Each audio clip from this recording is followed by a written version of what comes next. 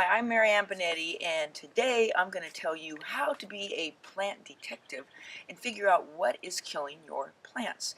Now, I answer gardening questions on a website, plantersplace.com, and people are always sending me pictures of dying and sick plants or describing how their plant died. So, here is an ivy topiary I've had in my own garden for about 10 years. I admit it. I have not repotted this for 10 years. And look at, one of these things is not like the other. Here is the healthy ivy topiary, and here's one that was nearby it that just died.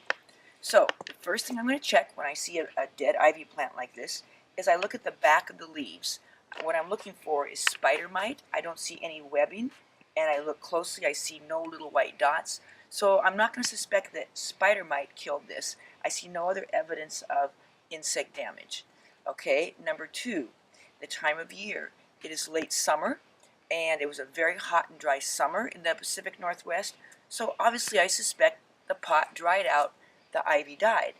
However, when I go to check the soil, I notice that, whoa, this pot is very heavy. It shouldn't be that heavy because these are really not stone pots. They are just, faux pots that are made out of plastic that I spray painted black. Because it's heavy, it makes me think, I bet it's full of water. Sure enough, when I go down and check the soil, it is so dark and muddy. This pot did not get adequate drainage, therefore the ivy plant simply drowned. So a plant that is dried out and is all crispy and light like this looks just the same as a plant that has drowned. Because now, why did the plant drown? Well, most likely it's the drainage hole. So what I'm going to do, I'm going to turn this pot over here. We're going to check the drainage hole because all plants need to have good drainage. So let me turn this over. Wow, sure enough, look at this. Here's a drainage hole, and it is totally clogged by roots from this ivy plant that's been stuck in a pot for 10 years. So what's the solution? Well, I think I'm going to just toss this entire ivy plant and start fresh with fresh potting soil.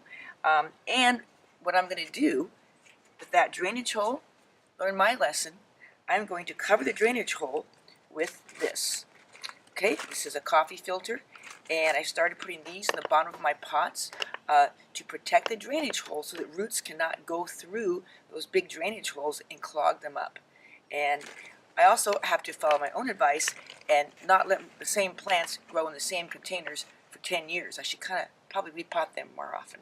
So this has been Marianne Binetti with easy answers for great gardens.